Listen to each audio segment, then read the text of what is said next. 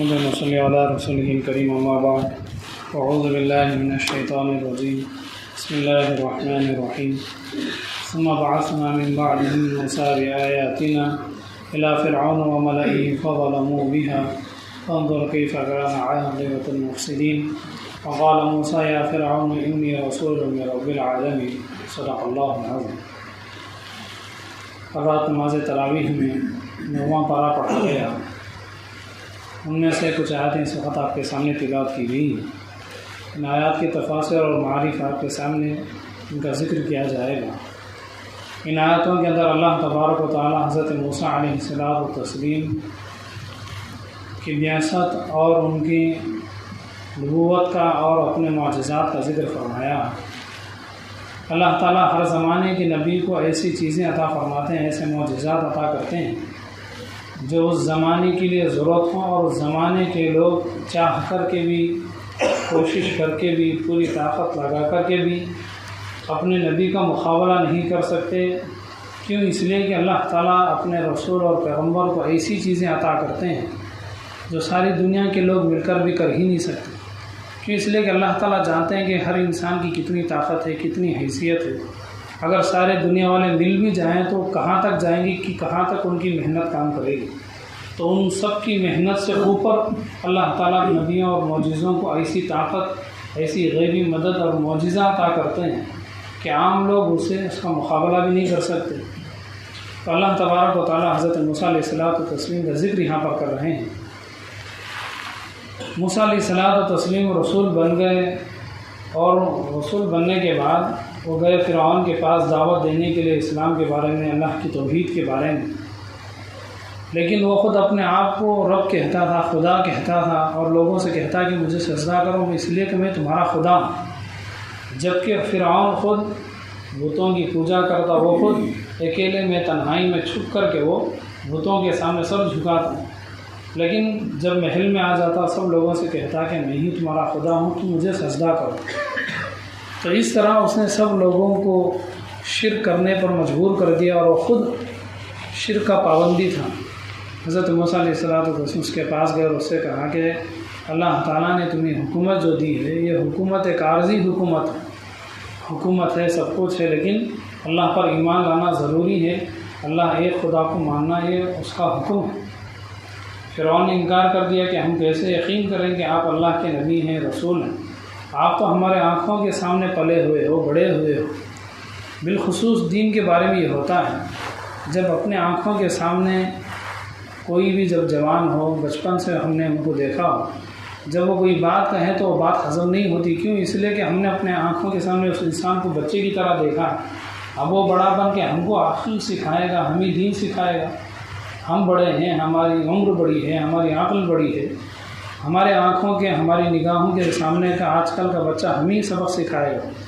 تو فرعون نے بھی یہی کہا کہ ہم نے تو بچپن سے تمہیں دیکھا، تم کیا نیا ہمیں بتاؤ گے؟ تو بہرحال فرعون نے اس طرح بہت ساری باتیں کہی ہیں۔ حضرت موسیٰ علیہ السلام کو اللہ نے 2 معجزے بڑے بڑے عطا فرمائے تھے۔ اس زمانے میں جادو کا بھی بڑا زور تھا۔ پہلا معجزہ حضرت موسیٰ علیہ السلام کا یہ تھا کہ وہ ہاتھ اپنے بغل میں رکھ کر کے باہر نکالتے تو ایک لائٹ کی طرح ہاتھ پوری طرح سے وہ روشن اور چمکدار ہو جاتا، اور اس کی روشنی بڑھتی ہی رہتی، اتنی بڑھ جاتی کہ لوگ ان کے ہاتھ کو دیکھ نہیں سکتے۔ مثال کے طور پر چھوٹے بلب کو تو لوگ دیکھ لیں گے، اس سے بڑے کو بھی دیکھیں گے۔ جب ایسی بلب اور اس کا پاور بڑھتا جائے گا تو اسے دیکھنے سے آنکھوں میں درد شروع ہو جائے گا۔ مثال کے طور پر 20 دن میں دن کے 12-1 بجے سورج کو آنکھیں ملا کر کے دیکھنا، پوری طرح سے آنکھیں جما کر دیکھنے پریشانی ہوتی۔ کیوں؟ اس لیے کہ سورج کو دیکھ ہی نہیں سکتے۔ پھر بھی زبردستی کر کے دیکھ بھی لیں تو بہت زیادہ آدھا 1 منٹ دیکھ لیں تو بہت بڑی بات ہے۔ تو حضرت موسیٰ علیہ السلام کے ہاتھ کو اللہ تعالیٰ نے ایسا ان کے ہاتھ میں معجزہ عطا فرمایا، جب اللہ کا حکم ہوتا وہ اپنے سیدھے ہاتھ کو بغل میں رکھ کے باہر نکالتے تو ہاتھ کے اندر روشنی ایسی بڑھتی جاتی۔ اگر دن میں بھی لوگوں کے سامنے ہاتھ اس طرح نکالتے تو سورج کو بھی لوگ دیکھ لیتے کسی نہ کسی طرح آنکھیں ملا کر کے، لیکن ان کے ہاتھ کو دیکھ ہی نہیں سکتے۔ کیوں؟ اس لیے کہ لوگوں کی آنکھوں کی طاقت سے زیادہ اس میں روشنی بڑھتی ہی چلی جاتی جب تک کہ موسیٰ علیہ السلام اسے بند نہ کر دیں۔ تو یہ نشانی تھی کہ سب لوگ اس طرح نہیں کر سکتے کہ اپنے ہاتھ کے اندر روشنی لگا دیں، اور اتنی روشنی کہ انسان سورج کو تو بھی آدھا 1 منٹ دیکھ سکے، لیکن ان کے ہاتھ وہ بھی دیکھ نہ سکے، اتنی زیادہ اس کے اندر روشنی پھیل جاتی، اور روشنی کا گولا ان کے ہاتھ پر ہوتا، روشنی گولی کی قسم میں، گولائی کی قسم میں، دائرے کی شکل میں ہوتا۔ پہلا تو یہ معجزہ حضرت موسیٰ علیہ السلام کو اللہ نے دیا، اور دوسرا معجزہ اللہ تعالیٰ نے موسیٰ علیہ السلام کو عطا فرمایا کہ فرعون کو جب انہوں نے سمجھایا کہ تم اللہ کی عبادت کرو، اسی کی پرستش کرو، تو فرعون نے حجت بازی کر دی۔ جب انسان کے پاس مال ہو یا دولت ہو یا عقل ہو یا علم ہو، تو کسی کی بات کو بھی اتنی جلدی سے قبول نہیں کرتا، وہ کچھ نہ کچھ سوالات کرتے کے ہی چھوڑ دیتا ہے۔ فرعون نے بھی اسی طرح کیا کہ ہمارے پاس کس چیز کی کمی ہے کہ ہم تمہاری بات کو تسلیم کریں، ویسے بھی تمہارے مسلمان غریب ہیں۔ بنی اسرائیل تھے اس زمانے میں مسلمان، اس زمانے کے مسلمانوں کا نام تھا بنی اسرائیل۔ وہ کمزور ہیں، وہ خود ہمارے قیدی ہیں کئی سالوں سے۔ حضرت موسیٰ علیہ السلام نے فرمایا کہ دیکھو میں تمہارے آنکھوں کے سامنے پلا ہوں، چھوٹا سا بچہ تھا پھر بڑا ہوا، لیکن اس کا مطلب یہ نہیں کہ میں ابھی بھی بچہ ہوں۔ اللہ نے مجھے اپنا نبی بنا لیا، اللہ جس کو چاہتے ہیں اپنا رسول، نبی، پیغمبر بناتے ہیں۔ اس کے بعد حضرت موسیٰ علیہ السلام کے ہاتھ میں ایک لاٹھی تھی، انہوں نے فرعون کے دربار میں محل کے اندر اس لاٹھی کو زمین پہ گرا دیا۔ جیسی وہ لاٹھی گری، وہ سانپ بڑا ہونا شروع ہو گیا۔ ایک ہے کہ سانپ جتنا ہوتا ہے اتنا ہی ہوتا ہے، باریک سانپ باریک ہی ہوتا ہے، بڑا بڑا ہی ہوتا ہے، لیکن وہ سانپ وہ لکڑی جو انہوں نے زمین پر ڈالی، وہ لکڑی جو اصل میں تھی وہ لاٹھی تھی۔ جیسے کہ کچھ لوگ اپنے ہاتھ میں لاٹھی لے کر کے چلتے ہیں، اس سے چلتے اٹھتے ہوئے اس سے سپورٹ لے کر کے اٹھتے ہیں، بیٹھتے ہیں، تو اس طرح موسیٰ علیہ السلام اپنے پاس ایک لاٹھی رکھتے تھے، اٹھتے ہوئے بیٹھتے ہوئے۔ یا بکریاں ان کے پاس جو تھیں، ان کو چرانے کے لیے، کبھی کبھی بکریوں کو پتیاں کھلانے کے لیے درختوں کی ڈالیوں کو مار کر پتیاں گراتے، تو وہ لاٹھی تھی۔ انہوں نے زمین پر جیسے اس لاٹھی کو ڈالا تو سانپ بن گیا، اور سانپ اتنا بڑا بنا کہ اس کے لیے انسان کو نگل جانا بہت ہی آسانی تھی، بڑی معمولی بات تھی، اور خود بخود وہ سانپ بڑا ہوتا گیا، لمبا ہوتا گیا، موٹا ہوتا گیا، جسے دیکھ کر کے وہاں محل میں جو لوگ تھے کئی لوگ بے ہوش ہو گئے، اور فرعون کی طرف بڑھا سانپ منہ کھول کر کے نگلنے کے لیے۔ فرعون اپنی جو بادشاہ، جو اپنی سیٹ پر، کرسی پر جو بادشاہ بیٹھتا ہے، وہ وہاں سے اٹھا سانپ سے بچنے کے لیے موسیٰ علیہ السلام کے پاس آ کر کے لگ کر کے کھڑا ہو گئے، اور کہنے لگا کہ مجھے آپ بچا لیں، یہ سانپ مجھے کھا جائے گا۔ موسیٰ علیہ السلام کو اللہ کا حکم ہوا کہ اس عصا کو آپ ہاتھ لگائیں، جیسی ہاتھ لگانا تھا وہ لکڑی ہو گئی۔ پھر اس کے بعد فرعون چونکہ مصیبت سے بچنے کے لیے کچھ چالاک قسم کے جو لوگ ہوتے ہیں، ہوشیار لوگ ہوتے ہیں، مصیبت پڑے گی تو لوگوں کے پاؤں بھی پکڑ لیں گے، لوگوں کے گود میں آ کر بیٹھ جائیں گے۔ جیسی ہی مصیبت ہٹے گی پھر وہی اپنے اصلی نخرے دکھائیں گے، پھر اپنی اصلی ہوشیاری، اپنا کھیل وہ کھیلیں گے۔ فرعون نے دیکھا کہ جیسی سانپ و لکڑی پھر بن گیا، اب کوئی ڈرنے کی بات نہیں ہے۔ پھر وہ کہنے لگا، ایسا معلوم ہوتا ہے کہ تم جادو سیکھ کر کے آ گئے اور ہمیں ڈرا رہے ہو۔ فوراً اس نے بات پلٹ لی۔ حضرت موسیٰ علیہ السلام نے کہا کہ اور کیا تم دیکھنا چاہتے ہو، کہ ابھی بھی تمہیں یقین نہیں آیا کہ اللہ تعالیٰ نے مجھے معجزہ عطا کیا ہے؟ فرعون نے کہا چلو ایک کام کرتے ہیں کہ تمہارا ہم مقابلہ کر کے دیکھیں گے، اگر اس وقت مقابلے میں تم جیت جاؤ گے تو ہم سب مسلمان بن جائیں گے، تمہارے خدا کی عبادت، تمہارے رب کی ہم عبادت کریں گے۔ اس نے کچھ وقت لے لیا، اس وقت میں مقابلہ ہوگا تمہارے شام کا اور ہمارے آدمیوں کا، اور وہ تاریخ طے ہوگی کہ فلاں مہینے میں، فلاں دن، فلاں تاریخ میں مقابلہ ہوگا۔ فرعون نے اپنے سپاہیوں کو بھیجا کہ جاؤ پورے ملک کے اندر جہاں جہاں بھی جادوگر ہیں سارے جادوگروں کو لے کر مصر میں آؤ، اور انہیں بہت بڑے میدان میں ان کے رہنے کا سب انتظام کر دو، سامان لا کر کے رکھ دو، اور انہیں اور بھی زیادہ جادو سکھاؤ تاکہ ہم موسیٰ علیہ السلام کے مقابلے میں جیت جائیں۔ اب کچھ مہینوں کی تیاری کے بعد جب وہ تاریخ بالکل قریب آ گئی، مقابلے کی تاریخ، ایک بڑے میدان کے اندر سارے جادوگروں کو بلایا گیا، اور وہ جادوگر بعض روایتوں میں ہے کہ 3 لاکھ کے قریب تھے، اس لیے کہ فرعون جو اس زمانے کا تھا کوئی معمولی نہیں۔ فرعون اس زمانے کی، فرعون کی طاقت کو اگر آپ جاننا چاہتے ہیں تو مصر کو آج ایجپٹ کہتے ہیں۔ مصر میں جو پیرامڈ بنے ہوئے ہیں پتھروں کے، اور فرعون کے زمانے میں بنائے گئے ہیں۔ اگر آپ گوگل کے ذریعے، یوٹیوب کے ذریعے پیرامڈ کے بارے میں جانیں گے، ایک ایک پتھر 2-2, 3-3, 10-10 ہزار کلو کا پتھر ہے ایک ایک پتھر۔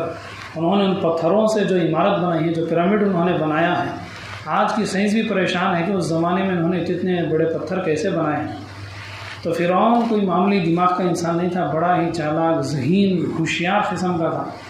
اس نے مقابلے کے لیے 1-2 ہزار نہیں، پورے ملک سے چن کر کے اس نے، اور بہت سے لوگوں کو جادو سکھانے کے لیے اس نے وقت لے کر کے، ٹائم لے کر کے تقریباً 3 لاکھ کے قریب اس نے جادوگروں کو جمع کر دیا۔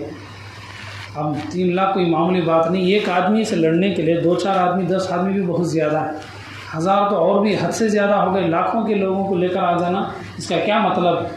یہ اصل میں ڈرانا ہے، دھمکانا ہے کہ ہمارے پاس اتنے لوگ ہیں، تم ڈر کر کے چلے جاؤ۔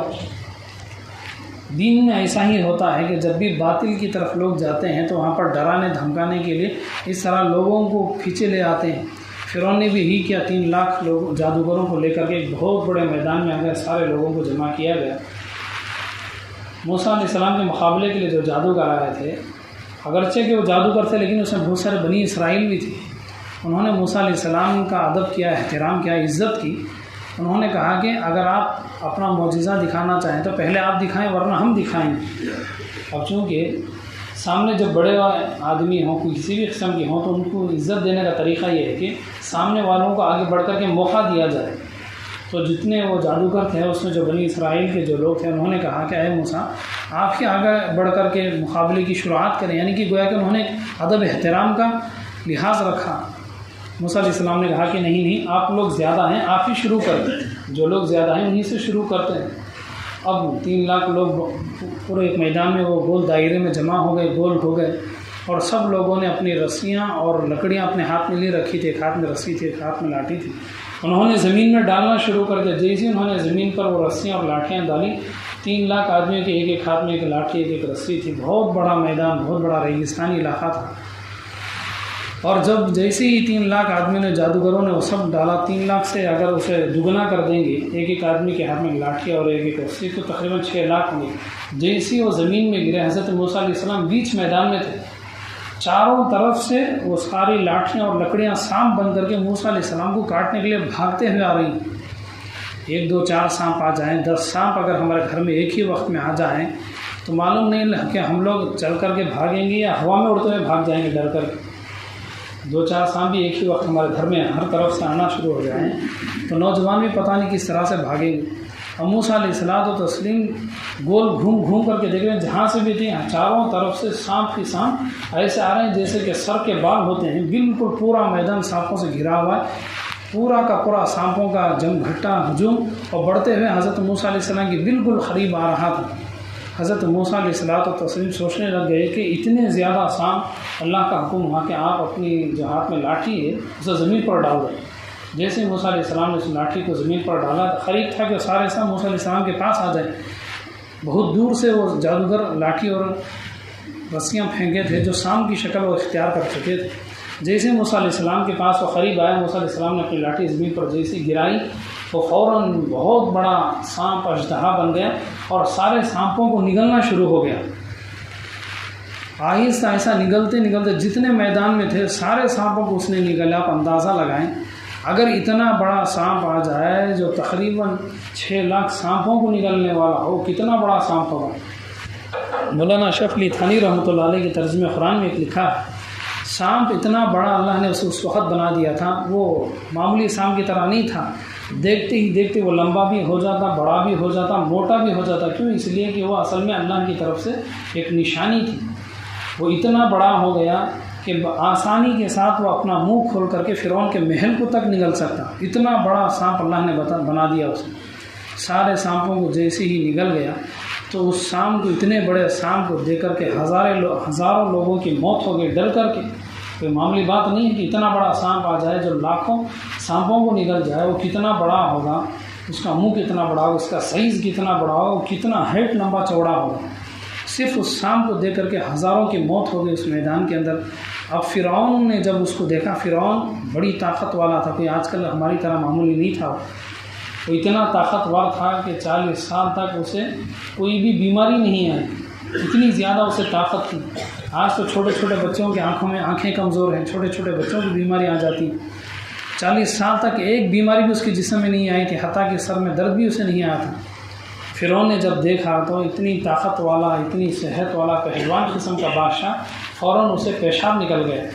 کہ معمولی بات نہیں تھی، اتنے بڑے سانپ کو دیکھ کر کے کئی لوگوں کی موت ہو گئی۔ فرعون چونکہ وہ طاقتور بھی تھا، پہلوان قسم کا تھا، بادشاہ بھی تھا، اس کا پیشاب نکل گیا، ڈر کر کے ایک بھی ہوگا، اس کے کپڑے میلے کچیلے ہو گئے۔ پھر اس کے بعد اللہ کا حکم ہوا کہ آپ اس لاٹھی کو جو سام کی شکل میں سے ہاتھ لگائیں، فوراً وہ لاٹھی کی شکل میں اختیار وہ بدل گیا، متبادل ہو گیا۔ پھر اس کے بعد جتنے جادوگر تھے وہ سمجھ گئے کہ اگر ان کے پاس جادو ہوتا تو ہمارے سانپوں کو نہیں نگلتا، ان کی ایک نشانی تھی۔ وہ سمجھ گئے، وہ کہنے لگے موسیٰ علیہ السلام سے، قالوا آمنا برب ہارون و موسیٰ، ہم موسیٰ اور ہارون علیہ السلام کے خدا پر ایمان لے آتے ہیں۔ کیوں؟ اس لیے کہ ان کی لاٹھی سے جو سانپ بنا ہے وہ جادو نہیں، جادو کی نشانی یہ ہے کہ ہمارے جو جادو کے سانپ تھے، جادو کا سانپ جادو کے سانپ کو نہیں کھائے گا، یہ ہمارے جادو کا علم ہے۔ لیکن آپ کے سامنے تو سب کو ختم کر دیا، سب کو کھا کر کے وہ خالی کر دیا۔ اس کے بعد وہ سارے کے سارے مسلمان ہوئے۔ تو کہنے کا مقصد یہ ہے کہ ان پوری آیتوں کے اندر اللہ تعالیٰ بتانا چاہیں کہ ہر زمانے میں اللہ تعالیٰ جس نبی کو بھیجتے ہیں اس نبی کو اسی طاقت دیتے ہیں کہ سب لوگ مل کر کے مقابلہ نہیں کرتے۔ تو اس طرح اس زمانے کے لحاظ سے اللہ نے موسیٰ علیہ السلام کو دو بڑے معجزے عطا فرمائے، ایک ہے ہاتھ کا روشن چمکدار ہو جانا اور دوسرا ہے لاٹھی کا سام بن جانا۔ لیکن اس کے بعد بھی فرعون مسلمان نہیں بنا، اس کے جتنے بھی محل کے وزیر تھے، درباری تھے، وہ سب واپس پھر کافر ہو گئے۔ پھر وہی پرانی اس کی حالت ہو گئی، چالاکی، ہوشیاری۔ اس کے بعد سے جب بھی فرعون موسیٰ علیہ السلام کو اپنے دربار میں آتے ہوئے دیکھتا تو اس کے پیشاب نکل جاتا۔ کیوں؟ اس لیے کہ ایک بار جب اس نے دیکھ لیا کہ موسیٰ علیہ السلام کی طاقت کیا ہے تو جب بھی وہ سامنے آتے تو ڈر جاتا۔ تو بہرحال اللہ تعالیٰ ہر نبی کو اسی طاقت دیتا ہے۔ ہمارے نبی کو اللہ نے کیا دیا ہے؟ اب چونکہ اللہ تعالیٰ تو عالم الغیب ہو، جانتے ہیں کہ قیامت تک کیا کیا ہونے والا ہے۔ سائنس بڑھے گی، ٹیکنالوجی بڑھے گی اور میڈیکل سائنس بڑھے گی، علم بڑھے گا۔ آج دیکھ لیں کہ آج سے 20-30 سال پہلے کہاں علم تھا، آج اسکول کالج ہے، سائنس کتنی ترقی کر چکی ہے، ٹیکنالوجی کتنی ترقی کر چکی ہے، یعنی کہ علم بہت آگے بڑھے گا۔ اللہ تعالیٰ نے علم کا مقابلہ کرنے کے لیے اللہ نے ہمارے نبی کو کتاب دی، قرآن شریف۔ یہ کتاب ایسی ہے کہ دنیا میں جتنی بھی کتابیں ہیں ہر کتاب کا ایک ڈپلیکیٹ بنا سکتے ہیں، لیکن آج تک تقریباً 1500 سال ہو رہے ہیں، بہت سے لوگوں نے کوشش کی کہ قرآن کریم کو ایک ڈپلیکیٹ قرآن بنائیں گے، ایک ڈپلیکیٹ سورہ بنائیں گے۔